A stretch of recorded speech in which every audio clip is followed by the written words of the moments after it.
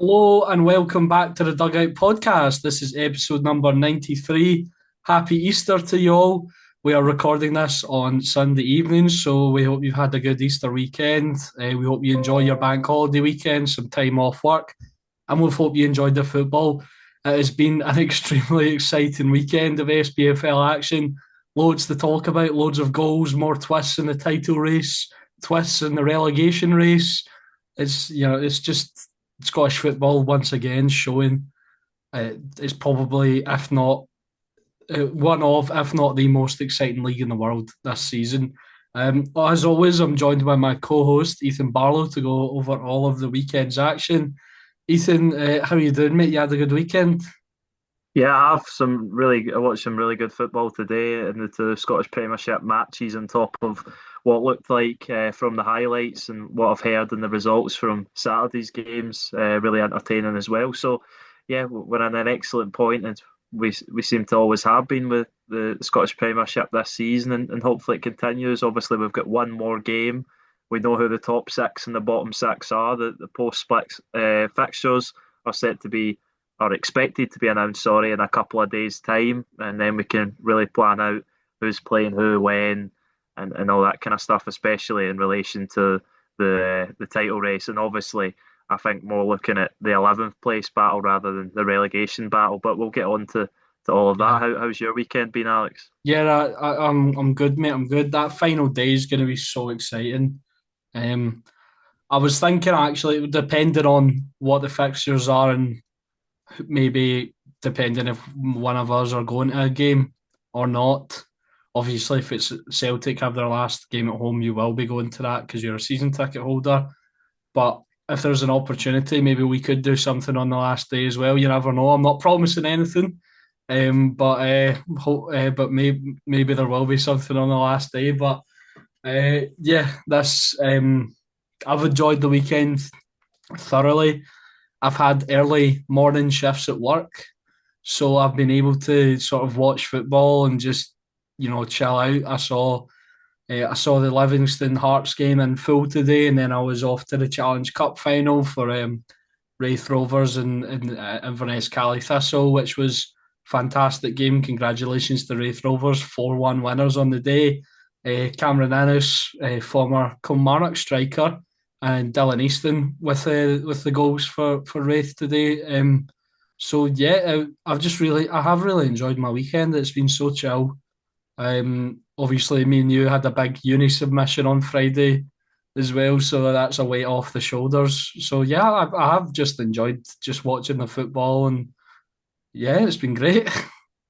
Yeah, I just realised that you flipped round the man with two first names. You flipped round his name, Ennis Cameron. Oh yeah, so my mistake. No, he does have easily mistaken, but no, no, what a win for Wraith Did Rovers. I call him Cameron Innes on Twitter? I might have. I don't know, you might have done, but yeah, what a result for Wraith Rovers and for Inverness Cali. I seen a supporter earlier was worried because he believed that was their worst performance of the season, and they've got Stenhousemuir up coming up soon, and they're obviously the two sides going for that League One title. So yeah, it's a really interesting finish in that league as well as the Championship, and obviously League Two's got its own little race as well, but between your local side East Kilbride and the Spartans. So yeah, it's been a really excellent season of Scottish football, and I think what are we going to do the reverse chronological order? So go through the games that have happened today because they're fresh in our mind. Yeah, no, absolutely. We'll start at Dens where Celtic did come away with the 2-1 win. Yang opened the scoring in the eighth minute. Right, I've mentioned it before on this podcast, and you thought I was being harsh on him. John McCracken is the worst goalkeeper in the SPFL. Just, oh, I don't know. I think that's harsh again. I understand you want him to do more, but I think the defending's awful. The fact that Kieran Tierney cross gets to Thomas Chibanchara, he's able to take a touch, turn, get a shot away. John McCracken obviously saves it, but doesn't really help it into a great area, straight to Yang. Have got to say, though, I think it was very composed from Yang. A lot of players, I think you would have seen them just strike the ball there, but he sees that John McCracken's scrambling, he's able to lift it He over him. has he And then has it done looks that a like, few times actually. I remember I gave him credit for a goal he scored at Livingston where instead of just smashing it, for an open goal, he took it round the defender who was in front of him and slotted it away. yeah, and I've got a strange fact about that certain game when we get to speaking about the Livingston game in a minute. But yeah, he showed great composure there, and then it looked like his goal had been taken off him by his teammate Benjamin Negrin, who did get a touch on it and claimed that he had scored his 20th of the season. But in actual fact, the final touch did come off a Yang, so it was If the South Negrin had Koreans. touched So it, could it have been ruled out for offside?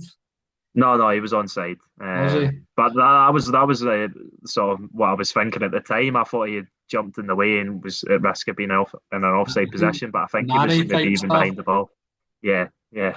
But that's why he's got 20 goals this season. He's greedy in front of goal, and but ultimately it went down as Yang's goal, and it deservedly so because he showed great composure when it fell to him. Yeah. Dundee equalised in the 57th minute through a penalty from Simon Murray.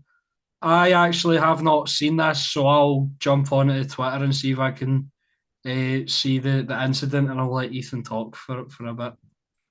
Yeah, it was a bit of a scramble in the area. I think it was inevitable in the second half that after Celtic missed countless chances in the first half, Thomas Chavanchara especially should have at least got one. He had a one-on-one with John McCracken, which he lifted over the goalkeeper and hit the post. He had a one-on-one at the start of the second half as well, but Dundee were always going to take encouragement that they were still in the game, and they looked more likely to get the next goal in the game. And then after a scramble in the box, I think it was Astley that had the shot, and it hips off Kobe Donovan. His arms outstretched. It's a clear penalty. He doesn't get given at the time, but Stephen McLean sent to the VAR monitor, and they got to the right decision at the end. It's unfortunate for Donovan. There's not really much he can do, but his arms outstretched. It's a shot that's going towards goal. That has to be a penalty, Yeah, and yeah, well converted by Simon Murray. yeah, I've just seen it there. Um, it's unfortunate for Donovan, but I agree it's definitely a penalty. Um, so yeah, and I've just seen the way Murray put it away, nice into the corner there. But excuse me, Celtic, however, did come back and win the game through Kelechi Iheanacho. I'm just watching this one now as well. Nice finish. Uh, does well to hold off the defender, get to the ball first. Nice touch into the near post. Um, Yeah, yeah, it was. It was a good bit of striker play, and I think that's what Celtic were missing. And I think Kelechi Iheanacho is possibly at the moment, and probably been since he's been there, the best of a bad bunch for Celtic in that striker position. You see it at minutes the class he's got, but the fitness has always been a problem since he's joined Celtic, not being able to play 90 minutes on a regular occasion. Obviously, he comes on to massive effect in this game. Had a massive impact with why the red card was given straight after as well, with the flick on to Yang, which I think again was a pretty straightforward decision. Astley involved again. He was the one who was bundled over before Kelechi Iheanacho scored the goal, which was a nice finish, and then he took out Yang, and I don't think McLean really had any he was choice but to directly get him up. involved in almost everything. Yeah, That's yeah, he was. his shot for the penalty as well. Yeah, yeah, I know. So yeah, an eventful game for him, but yeah, not a very good ending. And he allowed Chris Sutton to make a terrible pun on commentary because he was waiting around after he was given the red card. I think hoping for VAR to give him a reprieve, but they looked at it and stuck with the decision pretty quickly, which led Sutton to say that Astley was never going to give up on that one. Which yeah, that gave me a little chuckle. But yeah, he wasn't laughing as he went off the pitch, and neither were Dundee. But I'm not. they've I'm got in a not good laughing either. no. No, you, That's dreadful. no, I thought it was quite good. I thought it was quite good. Once it registered, You no, love Chris Sutton, don't you? You think he's the no, funniest man on earth. no, no. It was a funny one. But no, a massive win for Celtic. Really important, and it looked like for large parts of the afternoon or the evening rather, with the half four kickoff that they weren't going to get those 3 points, but ultimately they do so, put pressure back on Rangers and Hearts above them, and we were just speaking about it there that Celtic would probably get the most favourable of the three teams with the fixtures next week on paper, On but paper. obviously we'll get on to St Mirren and their recent Also, as performances. well, if we're talking about post-split fixtures, they've still to play Hearts and Rangers at Parkhead. But we were having an argument earlier in our group chat, and I raised the point as well. They've not beaten Hearts or Rangers at Parkhead this season, so could you say that's favourable considering they've not they've and also as well, a lot of the time this season Celtic Park has not been a pleasant place to play for the home team. So Yeah, yeah, that that's a very good point. But also, I believe going into this game today away from home, Celtic had lost 8 of their 16 away games, I think, in the Scottish Premiership this season, which is yeah, which is tells the story in itself. But no, I completely agree with the point you made. The no by not by any means are those two home matches against Hearts and Rangers formalities for Celtic, but it would be an advantage to play at home regardless of their recent record against those two teams because you can look at it the other way. Celtic and Rangers, no, sorry, Celtic I are don't going I to don't get a think result. I don't think Celtic have lost 8 of their 16 away games Or maybe failed to win because in 8 of they've only lost 8 games this season and they've lost at they Parkhead. lost at home.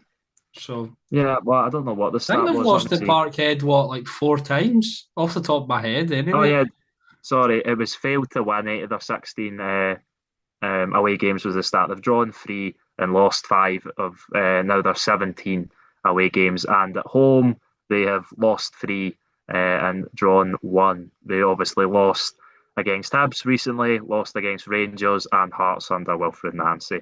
So yeah, that was the start. Obviously got it wrong, but yeah. But my point was that they have they're going to have a better chance of winning those matches, I think, at home rather than away. And if you look at it on the flip side, then the thinking is that they've got to end those poor runs against Hearts and Rangers eventually. And yeah, I think it's obviously an advantage to play at home. So that's why I would say out of the three teams, they have the most favourable run in, but they're also third place. And they've also been probably the most poor of the three sides recently. I know they get a massive win today, but yeah, that is still up in the air as to who's going to win this league title, and that's why it's so entertaining. Yeah, absolutely. Moving on to first place, Heart of Midlothian travelled to Ammonvale, forever known as the Spaghetti Had, RIP, to take on Marvin Bartley's Livingston. And this was another cracking game of football. Really enjoyed from what I saw of this, saw most of it. Stevie May, and he did. He opened the scoring in the 5th minute. Uh, I knew that would get that. That's better than Chris Sands. Come on. Um, that's the viewers clicked off now. That's the viewers clicked off. That was all. yeah, no, but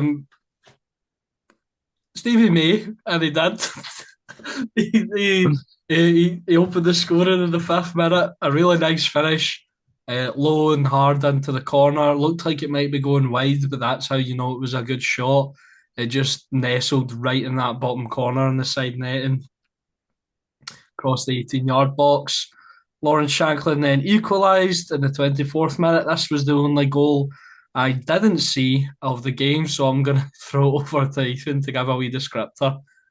Yeah, it was a really pleasing goal to watch actually. Good ball from Mark Leonard from the right hand side, and Lawrence Shanklin has to watch it all the way because there's a sort of crowd of bodies in front of him, but it finds its way to him, and he absolutely bullets his header down low and towards the corner, and Jerome Pryor has no real chance of saving it. Shanklin's first goal since his return from injury, and his first start and his first goal, obviously, and over 2.5 months. So yeah, a massive goal for him. He's 16th of the season, and yeah, he Yeah, looks in. showing the impact that he has on this side. Yeah, exactly that, and obviously he plays a big part in the second goal as well. Oh yeah, calamitous that second goal anyway. But Hearts were I think grew into the game from that point on. They were the better team, and then they did get their second goal through Claudio Braga, and this is just, I mean, great ball winning at a back post from Shankland twice. And then good running in from Braga to head it home.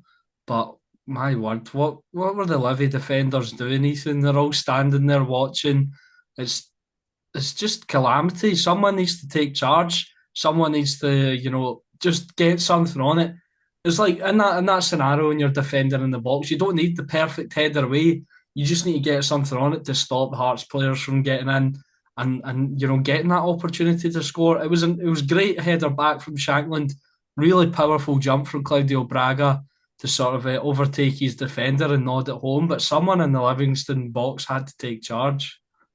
Yeah, certainly they had countless opportunities to clear the ball in that phase of play and didn't. And Hearts made them pay. The two strikers linking up, and I think they do bring the best out of each other from what we've seen. Obviously, Claudio Braga's had to shoulder a lot of the goal responsibility with Shankland out injured, but yeah, I think Braga works best alongside Shankland and likewise, and that was Braga's 16th goal of the season as well. And as you said, he done well to get on the end of it because I know earlier in the game he was getting a bit of stick from his teammate Cammy Devlin for possibly being a bit greedy or selfish. But that's what strikers are like, and that's why he's got the amount of goals he does have this season. And at that point in the game, at the start of the second half, you thought it was going to be Hearts' sort of game to lose, but the lead obviously didn't last very long. No, it did not. Joel Newbley in the box with the ball sort of miskicks his effort, but it ends up being a brilliant pass to Lewis Smith, who finishes it really, really well. And it's two each. And I was surprised that that happened. And I think we were both surprised with how the rest of the game panned out, Ethan, because you said great goal from Livingston, but you thought Hearts would go on to get another one. I never said anything at the time in the chat, but I actually agreed. I thought they would go on to get another goal and win the game. Livingston looked the more likely of the two after their equaliser. Yeah, they did, and I was one to before this game was played, write Livingston off and expected Derek McInnes's team to go over there to West Lothian and win the game. Not easily, but by a couple of goals possibly. Yeah, Because more after comfortable, more yeah, comfortable. because after last weekend, I know Livingston have been really solid since Marvin Bartley's come in. I believe where was the start that I had here. Um, yeah, Livy are unbeaten in five of the last six matches, apart from last week's against Kilmarnock, which was a bit a deflation in terms of the hope that they had to sort of turn their fortunes around. And after last week, I think a lot of people had sort of put the final nail in Livingston's coffin and saying that was them down. So the natural thing would have been to expect the performance levels to drop the less to play for. But I don't think that's the sort of belief of the Livingston players. They look like they still believe that they can sort of claw their way out of this, even though they're At 11 least, points behind Kilmarnock. They at were least, really, as you said, they were sorry, really pushing for that winning goal. yeah, at least, even if they don't believe they can stay up, Marvin Bartley's instilled something in them where they're going to go out swinging. They're not going to lie down and take it, and um, I respect that from them. Because since although they've not won since Bartley's come in, there has been a noticeable improvement, I think, in performance levels and just their fight and their resilience. They've got some big results in there. I mean, 2-2 draw with Rangers. They probably should have won that game. Um, got a 2-2 draw with the league leaders today. Maybe should have won as well. So yeah, really, really good from Livingston, and maybe unfortunately didn't get the win. There was a few efforts in there towards the end, some last ditch defending from Hearts, and yeah, but and they maybe had an opportunity right at the end. Robbie Muirhead ball down the line, he flicks it round Mark Leonard. I keep going to call him Harry Leonard for some reason. I think it's because he was a career mode player that I had or something. I keep going to call him Harry Leonard, but Mark Leonard just brings Robbie Muirhead down, is initially booked. However, the referee's sent to review it on the screen, and Mark Leonard is sent off for denying a clear goal scoring opportunity. This is interesting because I think Robbie Muirhead was away, but I wouldn't say it's a clear goal scoring opportunity, if you know what I mean. Still a long way to go, you Yeah. know. It's that this is so weird, and I feel like it happened to the handball rule, it's happened to the offside rule, and now it's happening to this rule. Everything's become so ambiguous with VAR, and I couldn't tell you what denying a clear and obvious goal scoring opportunity is anymore. No, no, I completely agree with you, and I don't know if it's maybe the way the game's changed and how the game's played, the pace the game's played with, and how quickly teams can attack on transition. But as you said, Muirhead was getting away from Leonard, but he was wide, he was well wide. He still had a lot to do, but there was no Hearts really covering defenders. Leonard brings them down very deliberately. At first, I thought it was a yellow card. I thought I can see why Kevin Clancy gave a yellow card, but I can also see why it was given as a red card because it's so deliberate.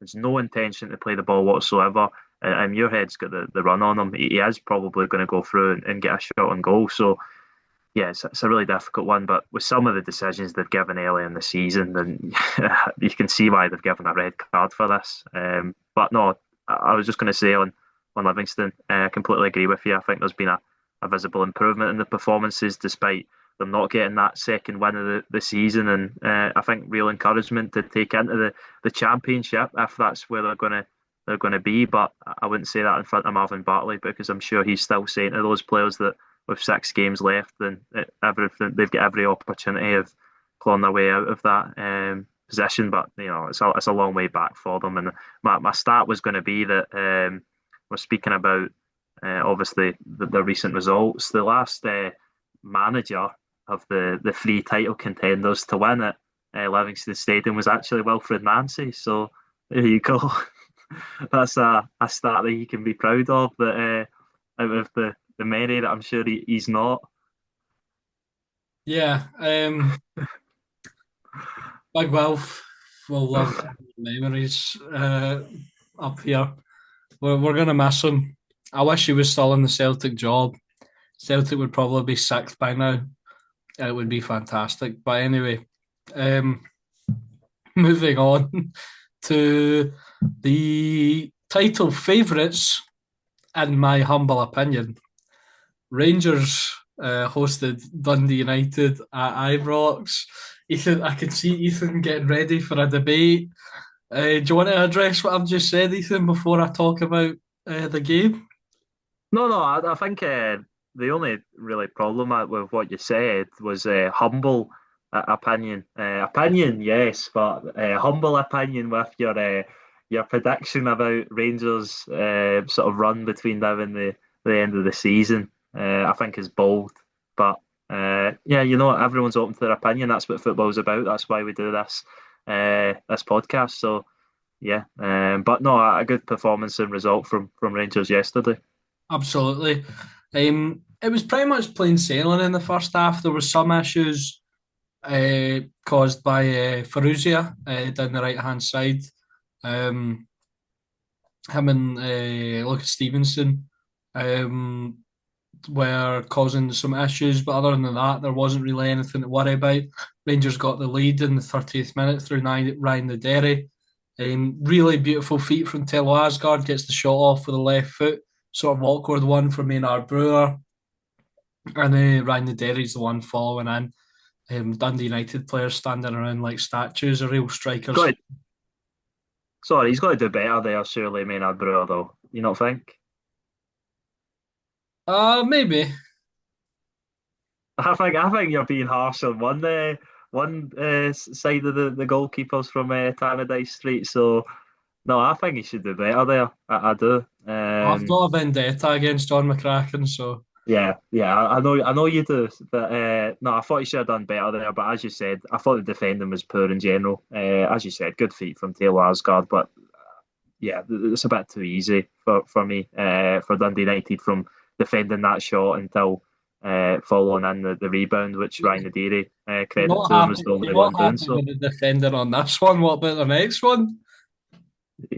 Yeah, not very good. And it says Dujon Sterling's credited with the goal, so well done to him. I don't think he gets too many. So Well, yeah, but I can't it's his remember what. first. It's his first league goal for Rangers. Yeah, well, I think that says it, and It's his yeah. first goal since Benfica in 2000 and 20. I can't remember what season that was. Went out against Benfica in the knockouts in the Europa League. Good 2 3 years ago. 2024 that would have been. Yeah, so 2024, his first goal for Rangers since then. So yeah, nice header from him. Maybe Maynard Brewer should do better with this one. Clawing it back from across the line, obviously, it ended up in the net anyway. Um, so it wouldn't really matter, but some more poor defending. And then Rangers said, "Oh, you've you've let us score a couple of simplish goals, so we'll return the favour." Mikey Moore gets caught in the middle of the pitch. Maybe questions of a foul. I think he's already lost control of the ball by the time he's brought down. So I don't really have any complaints there. It's just too simple. The spaces at the back were ridiculous. Amar Fata, nice finish from him. John Suter just opening the door and going on you go, son. I'll let you through. So yeah, I'm going to talk about John Suter by the way at the end of this recap.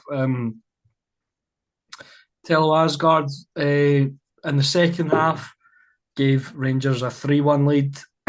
Really, this I think for me this is the pick of the bunch from the goals of the day. This really nice team goal from Rangers. Jedi Kasama came on at half time, made a really nice impact. Um, Nice play from him, giving it into Chikwani. Nice feet back to Gasama, who you maybe think will pull the trigger. Spots Tello Asgard, who was on his toes this time after after messing up an absolute sitter in the first half. Ethan, I don't know if you saw it. He had it laid to him on a plate, and he was waiting and waiting, and the Dundee United defender got back in to stop him from scoring an open goal. He was on his toes this time, made it 3-1, and you think, okay, that's it. Rangers they're fine. Not to be the case. Zachary Sapsford pulled another goal back for Dundee United. This was just poor defending again from Rangers. Nice, don't take credit away from the Dundee United goals. Obviously, they still need to do the job, but I'm getting sick of losing weak goals like that. I think that could be Rangers' only downfall, losing silly goals, because the Aberdeen game they lost a silly goal. They've lost two silly goals here against Dundee United. Because I think they've got the squad to win this league title, but I think they'll be their own downfall if they don't shore up at the back. But yeah, Zachary Satchford pulls it back for Dundee United 3-2. However, in the 85th minute, there was a sigh of relief slash roar round Ibrox as Bojan Majowski Finishes off a nice counter attack from Rangers. Slight deflection on the way through. Wrong foot in Maynard Brewer off Lucas Stevenson, I believe. Yeah, I think it was. And Bojan Miovski grabs a goal and seals the 4-2 win for Rangers.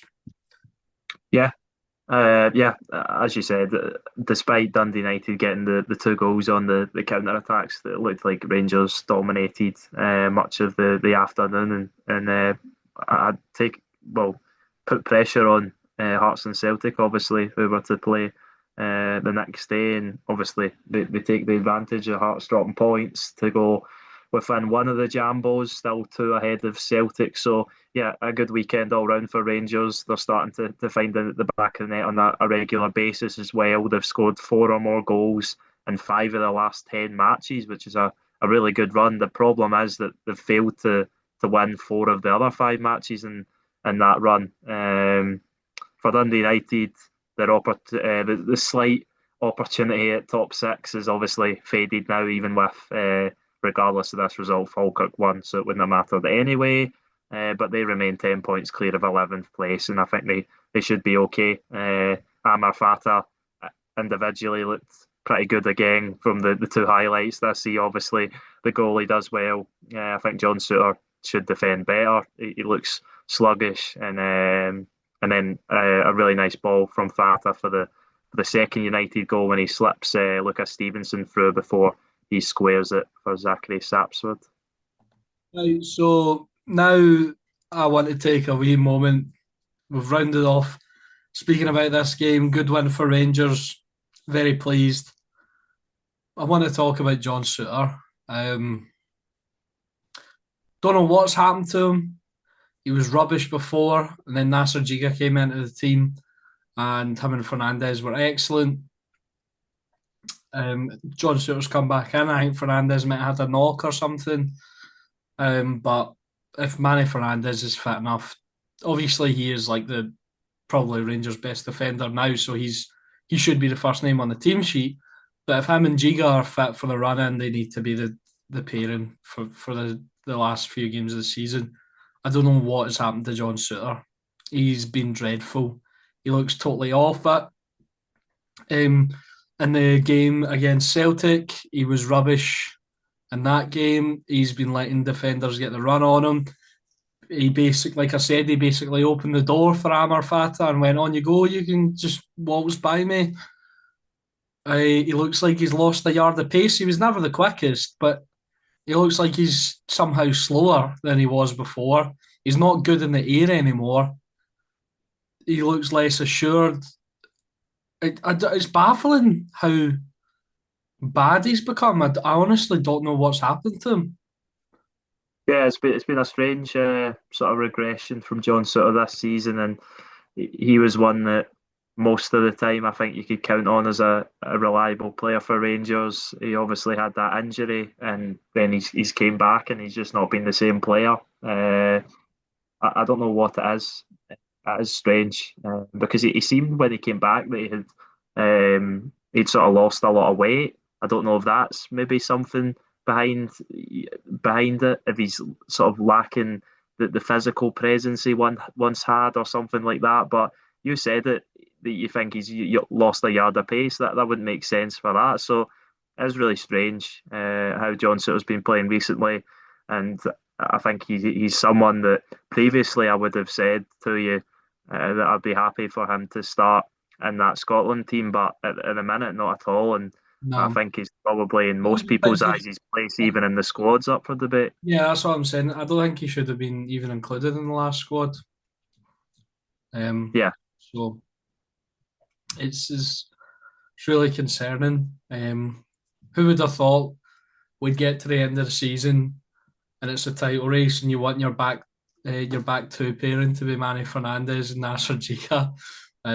Fernandez for me, obviously, initially he had that aerial threat, which was maybe his only positive, but he's grown into some player over the course of the season.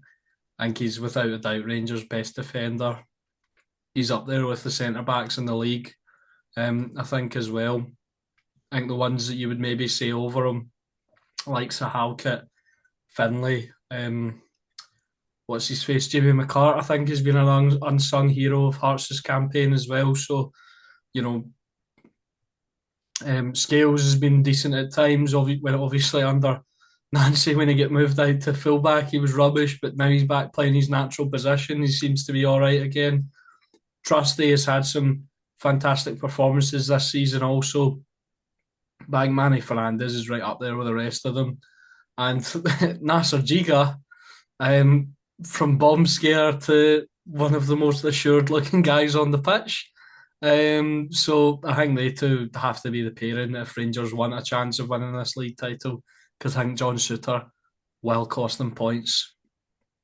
Yeah, I would agree, and I wouldn't have said that until very recently. I seen Nasser Giga partner Fernandez in that Scottish Cup quarter final against Celtic, and I thought he was excellent. So yeah, I think especially Emmanuel Fernandez is one of the strongest central defenders in the league at the minute. And for central defenders, a lot of them are bomb scares because it's just the sort of nature of the position they play and the way modern football is played that they're going to make mistakes and give up the possession on some occasions. There's one perfect example of that, not a central defender, but a goal we'll get onto in another game that was like that. So, Fernandez especially has developed into a real asset for Rangers, and it'll be interesting to see what kind of offers, if any, come in for him during the summer. Yeah. Sorry if you heard that there. My phone just started playing noise when I opened it. So sorry if anyone heard that there. But yeah, that'll do it for the Rangers game. Speaking about Scotland and whether they and who should be in the squad, we'll start. We'll go over to Fir Park. Barney Stewart putting Steve Clark on notice. 3 minutes in, gives Falkirk the lead. Before we get into the rest of the game, I want to talk about him. If he continues like this, if he gets a few more goals from now until the end of the season, I think you have to bring him, don't you? Yeah, he's the most on-formed out of the sort of strikers in the picture I think we've got at the minute, and he's just scoring at a ridiculous rate, and he's been scoring goals consistently throughout the season, whether that's been at Falkirk or previously on loan at Dunfermline. And I think I was speaking to a Falkirk fan the other day, and he was saying about how they're hoping to build a new stand at the Falkirk Stadium. And John McGlynn was joking with Barney Stewart that he's going to pay for a lot of the stadium because I believe he's still got a lengthy amount of time on his contract. And if you're looking at it, if players like Kieran Bowie are going for, what was it, around 7 million that the Hibs got for him, then with Barney Stewart's age and the amount of goals he scored this season and the profile he has, then there's no reason why Falkirk can't be demanding around, at the very least, I would say around something like 3 million if he can keep up the scoring between now and the end of the season, because he's found goals wherever he's been this season, and he's been an excellent addition to Falkirk since the January window when he was obviously came back from his loan. Yeah, well, if Kieran Bowie could be included in the Scotland squad for his form earlier in the campaign, to argue Barney Stewart's in better form. He's played 13 games in the Premiership for Falkirk, started all 13, scored 8 and assisted 2, played 3 Scottish Cup games, scored 2 goals. He's it's terrific form from him. And yeah, I don't see why. I mean, if you look at our striker options, Tommy Conway was rubbish in the international break. Linda Dykes was rubbish. Shea Adams wasn't great either. But oh yeah, I forgot. I always forget about George Hurst. Even I if think George Hurst was the better of the performers, and he still wasn't great. That was how low that I think the bar was set in that in the national break. But we've obviously got players like Lauren Shanklin to come back in, and I think he should be forgot the about number one option England. going into the campaign, unless Barney Stewart can even turn up his goal scoring rate. But I think he should be in the squad definitely if it's based off performance levels at the minute. If you were bringing 4, I'd go with Dykes and Adams just because they're the classic reliable two. They have shown up in big moments before. But then I'd bring Lawrence Shankland and Barney Stewart. Wouldn't have George Hurst anywhere near the international team. Tommy Conway has been all right for Middlesbrough this season, but he's never, he's never really been given the opportunity. I think in a Scotland jersey, and when he does play, and when he has played, I haven't really seen anything from him. Granted, it's been a very small sample size, but I'd feel more assured with Stewart and Shankland alongside Adams and Dykes than those two. Yeah, I'd agree with you. And someone else who is probably knocked on the door after a massive goal at the weekend's Ross Stewart at Southampton. Obviously, opened the scoring against Arsenal in Southampton's big win over them in the FA Cup, one of the biggest shocks of the season, probably in any cup competition. And yeah, I think he's had a decent season at Southampton. Nothing ridiculous, but he's always been a decent player. Struggled with injuries throughout his career, but has had periods of really decent goal scoring form. Yeah, absolutely. Forgot about Ross Stewart as well. Did Uh, you did you mention? Sorry, I thought we were going to start on this game again. I was just going to say, did you mention who put in the excellent ball from the free kick for the assist for the goal? Ethan's favourite player, Calvin Miller, put in the excellent ball for the goal. There, you happy? Yeah, no, that's fine. It's that he shouldn't. Don't want him anywhere near that Scotland squad. I've just Oh, got vendetta against him as well. yeah, I'm building up vendettas. Elliot Watt, who maybe was in contention earlier in the campaign, obviously um, was out for a little bit. I think had a small injury during the campaign, and he's fallen out a little bit. He got on the score sheet, made it one each before a man who has been terrific since coming on loan from Aston Villa for Falkirk has had made a real big impact for them. Ben Brogio put Falkirk back in front just before half. Calvin Miller then made it 3-1 through a penalty. Oh no, goal and an assist for Calvin Miller. Ethan's going to be, you Man know, of the match performance as well. And yeah, that was the thing that a Falkirk fan said to me the other day, that the one thing he agreed with the point that he thinks Barney Stewart and Calvin Miller should have been in that recent squad, but he did say that Calvin Miller has maybe left a little bit to be desired in the sort of maybe bigger games you could say against the teams in the upper sort of quadrant of the division, and Motherwell certainly considered as one of those teams. And I watched the highlights package. I couldn't find one on SPFL, but I seen the one on the Falkirk YouTube channel, and he was heavily involved in all three goals. Puts a great cross in for the first one, forces he forces a mistake for the second one. That was Elliot Watt, who blindly tried to pass it back to Callum Ward um, without looking, and Calvin Miller was in and pressured the goalkeeper, and then Ben Brogio taps in the into the open net, and then Calvin Miller obviously converts the penalty. Another Motherwell conceding a penalty from a corner. Obviously, Emmanuel Ongello was sent off at Celtic Park when they lost that game, and this one was quite soft. I thought Ibrahim Said, I think it was, who brought one of the Falkirk players down in the box, but they gave the penalty, and Miller took it well. So yeah, and then it was always going to be a long way back for the home team after that.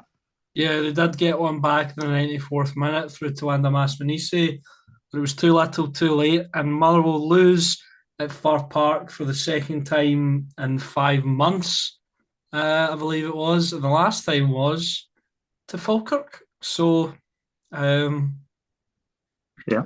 yeah, seems like they've got the kryptonite for Motherwell at Fir Park, although they have dropped off quite a bit in recent weeks. Motherwell, unfortunately. You suspected that maybe a lack of motivation after falling out the title race, Ethan. Yeah, I think so. I think it was going to be a natural sort of fall off for them. I still think they'll be able to do enough to hold on to fourth place, but we'll talk about a team which is obviously like Falkirk has turned the heat up on them a little bit. But yeah, not too great results recently. An excellent result for Falkirk though, 3-2. I believe Falkirk were one of the only two teams to score two goals for Park before this game, along with Kilmarnock, surprisingly enough, and now Falkirk are the first team, sorry, to have scored three at Fir Park. So there you go. I know Jens Well, Berthel wasn't very. you know how I mentioned that stat as well. The only team to win at Fir Park in 5 months. Yeah, Falkirk did it last time. That's the only two games they've lost at Fir Park all season. yeah, yeah. So there you go. John McGlynn's got the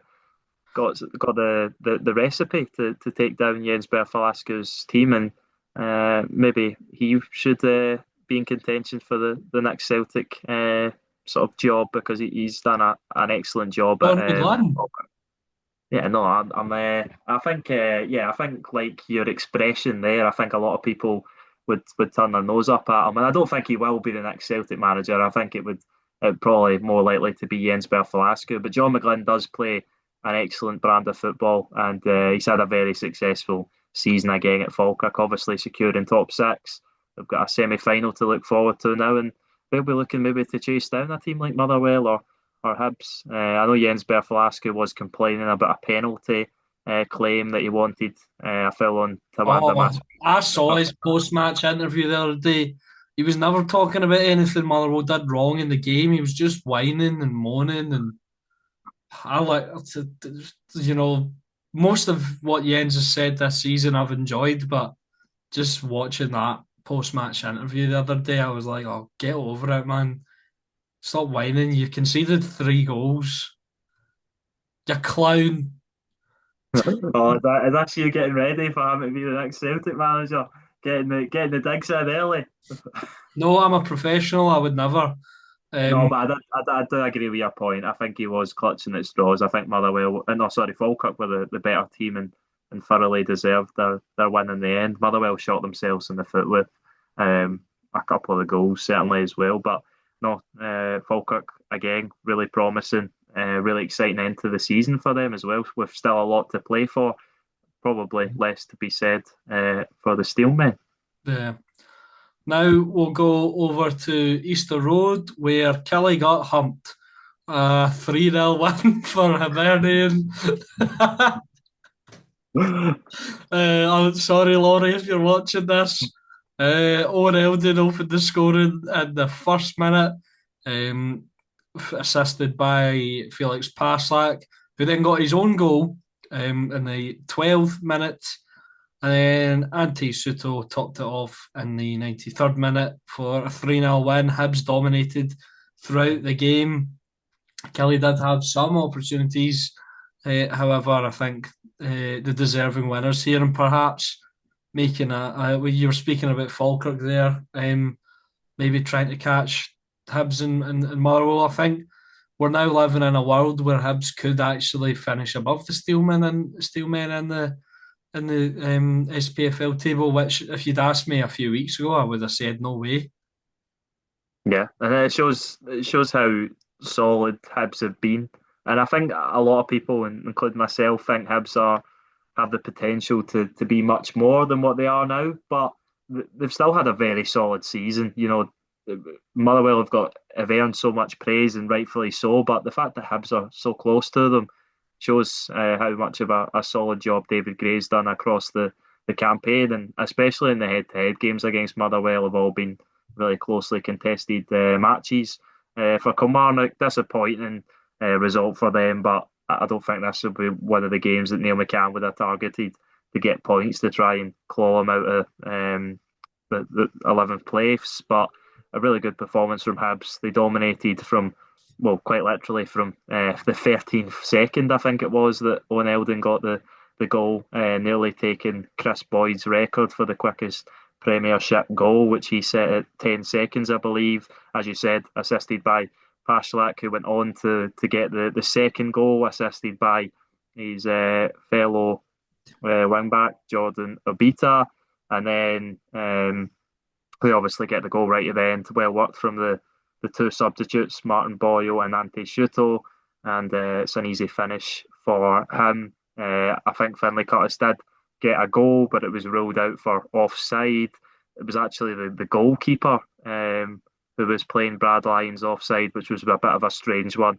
Brad Lyons was down and then got back up and played it. You ever see those videos where it's something like that, and people always say, "Oh, but the defender was the people don't know the offside rule," you Yeah, know? no, I know what you're talking about when they say, "Oh, yeah." I completely. It's difficult to explain, but I completely understand what you're saying. But John Nabita was actually off the pitch, and then um, and then Salinger, Hibs goalkeeper's name was escaping me there, was in front of Brad Lyons, so Brad Lyons was offside, and Finlay Curtis thought he had scored, but he hadn't. And yeah, I'd still have, despite Finlay Curtis's goal being ruled out, I'd still have him as the second best Scottish winger candidate in the Scottish Premiership behind Calvin Miller. And if you watched last week's episode, you'll obviously have heard my thoughts on that debate. But no, yeah, that's Some good news though Ben Gannon Dolk's been playing some bounce games and under 21s games for Bournemouth. I've noticed, so he's playing football, which is really positive. yeah, exactly, because he's such a pivotal player for us. We noticed how much we missed him in that international break, and we touched on it. He's the connection between the sort of midfield and the attack in terms of bringing the ball up the pitch, the pace, the directness.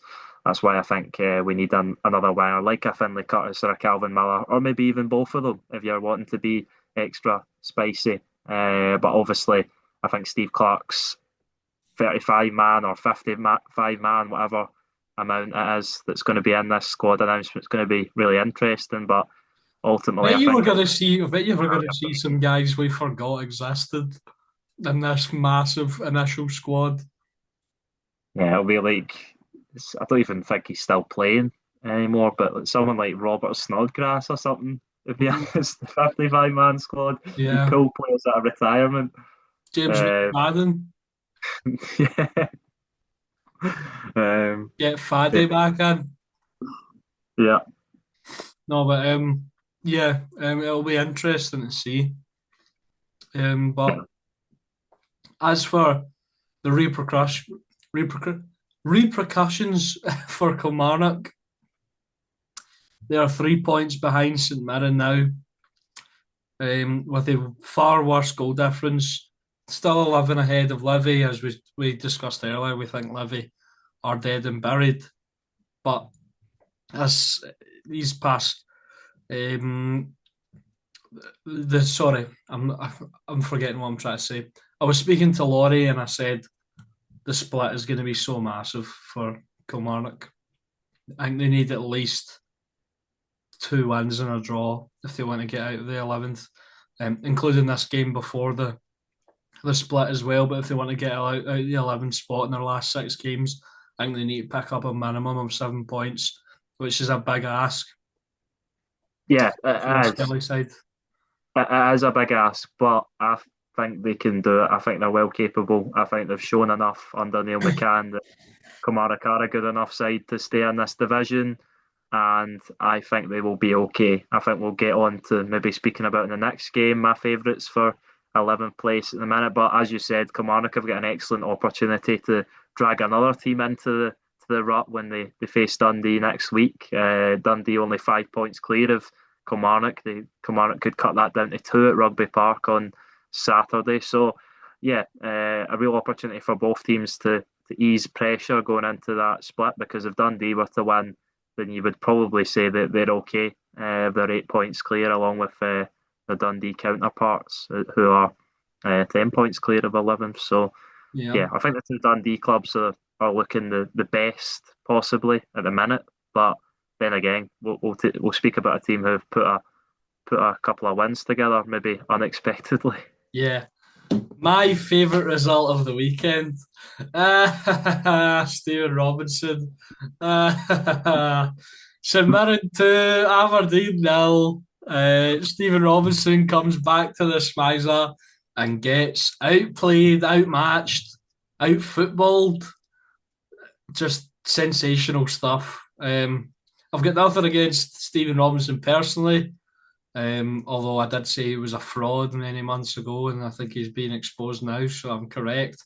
Been Um, exposed now. How many games has he been in charge at Aberdeen? two or three, Let me see. When was the three. first game? Yeah, three, Falkirk. because the first game was Falkirk, which he got the draw, and then So he's defeated. drawn one and lost two. Embarrassing. Um, and I think Aberdeen are my favourites for 11th. Yeah. They're really bad. They're just bad. I, I don't think any analysis is really needed for them. They're so bad. It's bad for laughing, but Aberdeen are a club that I would say are the third largest in Scotland. They have a great history. They've never been relegated from the top division, but I think they are well in contention now. And as you said, and I would agree with you, I think they're the favourites. And I think it's a similar, and I maybe said this on here or somewhere else, that I think it's a similar situation down south where, like Tottenham Hotspur, a massive club. There's a lot of sort of foreign players in and amongst the ranks that will leave Aberdeen at the end of the season and go to other clubs. Whereas maybe the likes of St Mirren and Kilmarnock, there's players there that are fighting for their sort of Premiership status as football players. So I think that all comes into it, and I think it's a really difficult job on Stephen Robinson's hands to come in and sort of turn around the attitude at that football club so quickly. That's obviously the job that he's tasked with. Do you know what he's done? He's inadvertently saved a sinking ship by jumping off a sinking ship and sinking the ship he's jumped onto. He's the cannonball. He's the one that had St Mirren going down, and now he's got Aberdeen going down. Quite possibly, but then again, Aberdeen were really poor before Stephen Robinson came in. So that's not to say that St Mirren's fortunes might have changed, and they might have not changed under had Stephen Robinson still been there. But you've got to give a lot of credit to Liam McLeish because he's came in, he's been confident about his status as a coach or a manager, and he's backed himself. And obviously, they've rewarded his early You relate to performances. Alec McLeish? I'm not sure. I don't think so. He might be, but I've never heard that. But he could be. But he came in, he backed himself. He got some really decent results on the table, and now St Mirren have backed him Is it to not keep it Craig going. McLeish as well? Yes, I think it is. Yeah, it is. I think you called him Lee. No, I called him Leo, which Oh is right. completely wrong. I don't know where I got that from. Um, yeah, Craig McLeish. Yeah, you're right. Thank you for correcting me. Yeah, Um, welcome. I'll always be here to correct you, mate. Don't you worry. yeah, that's what we keep each other right on this podcast. But no, but yeah, Craig McLeish, he's done an excellent job since he came in, and he might be the fresh sort of idea that St Mirren need to stay up, and it certainly looked like that because they had excellent opportunities even before they scored, and then they get the two goals. Really nice footwork from Jonah Younger to open up the space before a really nice finish, and then at the end of the game, Alex Gogic with a really nice header from the corner to secure the 3 points for the Paisley Saints. Jonah Junga, the Hampden hero, hitting form just before Hampden again. Oh, is it a sign, Ethan? Nah, I think Celtic will beat them, but I think St Well, they've Mirren. got a double header. They've got a double header against each other, one at Celtic Park and then the following weekend at Hampden. So, yeah, two It's big all games. right. Nah, the Celtic Park one's a write off though, because the referees will be giving stupid decisions Celtic's way anyway. So Oh, he's feeling the corruption theories on here. no, do you know what I think it is? I think I'm starting to feel the pressure because in my whole life supporting Rangers, I don't think I've ever been in this scenario before. Either Celtic's already won it by now, or the one season Rangers did win it, they'd won by March. Yeah. So I think I'm feeling the pressure a little bit. We're speaking about players being experienced, and that might take it over the line. But there's a lot of inexperienced young Rangers supporters out there who've never really had something like this, and it's It's getting to me a little bit. I'm getting quite nervous, although I never got. Well, I never got to say my prediction. Actually, should I say it? Was oh yeah, yeah, yeah, oh yeah, your prediction for Rangers between now and the end of the season, which I Yeah, would call a very extreme prediction, but everyone's entitled to their opinion. I think that Rangers will win every single game from now until the end of the season and win the Scottish Premiership. Okay, I'll just And let that sit for a second. No, that is my prediction. no, I respect your confidence in Rangers, but I don't think they will. I think all three teams will drop points between now and the end of the season. I don't think any of the three teams are good enough to win every game between now and the end of the season. And we're talking about teams on form at the minute. I think Rangers are certainly heading to one of them. I know Falkirk lost to St Mirren recently, but barring that, they've been on a pretty solid run, backing that up with an excellent result at Fir Park. So I think they'll give Rangers a really tough game at the weekend. And if Rangers get through that, then maybe we can talk about that idea again. But I still think there's a long, long way to go, and we'll see twists and turns right, left, and centre, and that's what was made the league so excellent so far, and hopefully it continues. Yeah. See, because we're getting down to crunch time. I know we do it sometimes for midweek fixtures, but do you want to do a prediction for the next week's final games before the split? Yeah, yeah, I'm happy to do that. Okay, so on Saturday we have Aberdeen versus Hibernian. Oh, I'm going to go for an away win. I think Aberdeen will get a goal, but I think Hibs will get two. I'm going to go for a 2-1 win for David Gray's team to put more pressure on the Steelmen. I'm going to go with a 5-2 win for Habs. No, Uh, Celtic versus St Mirren at Celtic Park. I think Celtic are going to end their 8 game run without a clean sheet in the league, despite getting clean sheets at Stuttgart and Rangers and the different competitions along the way. I think it will be Celtic to St Mirren nil. I'm gonna go. I'm gonna go with a 2-1 win for Celtic. I Okay. need, I need to keep myself in check sometimes, you know. Um, Well, Dundee. no, if you think St Mirren are going to get a result, then say so. I mean, I I think there's only don't. been I don't really, but I want them to so badly.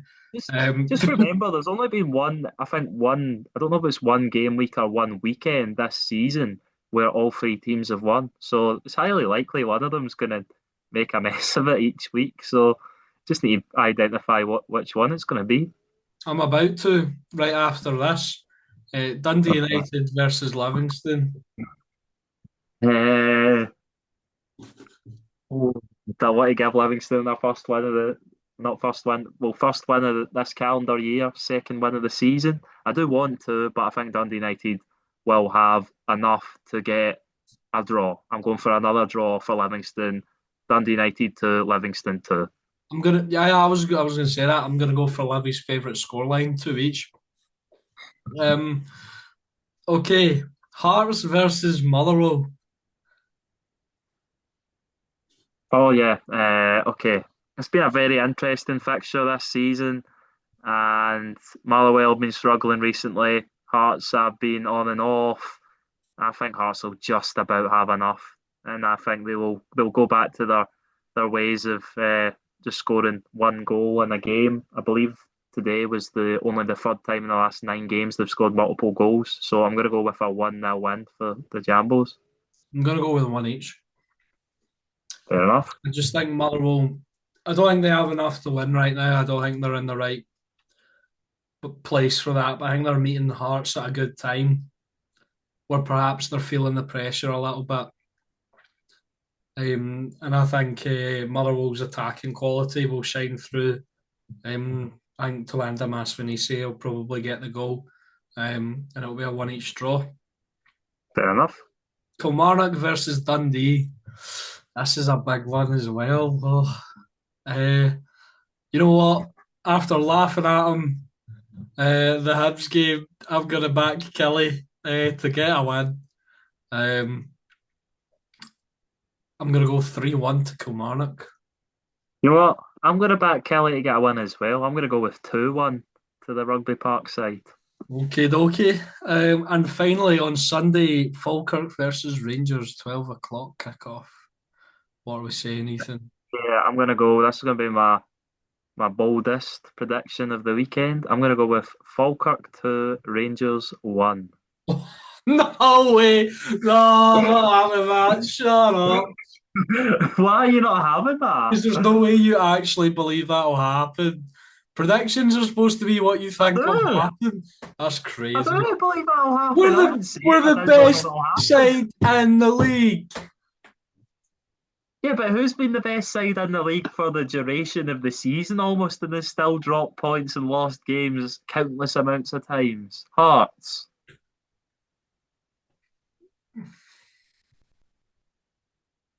Yeah, you disagree because you think the Rangers are going to win every game, but I don't. So I think Falkirk will win. 3-0 to Rangers. Statement of victory. Okay, if that's the case, then I'll eat my words. But obviously, we'll speak about it Yeah, next we week, and will. Well, you'll be eating your words. Actually, I'm changing my Celtic prediction 5-0 to St Mirren. Uh, that, will do it for. that would double St Mirren's goal tally for the season. Uh, No, they've been on a better scoring streak recently, but they obviously were struggling for large parts under Stephen Robinson, and yeah, he seemed to have carried that sort of form over to Aberdeen, unfortunately. yeah, yeah. St Mirren, though, the most successful side this season. Yeah. So we can laugh and joke, but until it comes to the end of the league and the Scottish Cup. Well, they might be well, they might be the most successful side by the end of the campaign. You never know. But that'll do it for today's episode of the Dugout Podcast. Hope you've enjoyed it. A great weekend of SPFL football to go over. Obviously, my bias is shining through maybe a bit more than usual this weekend, but I hope you've enjoyed it. I've had a good laugh. Make sure to like and subscribe. Check us out on all platforms. Thank you and goodbye.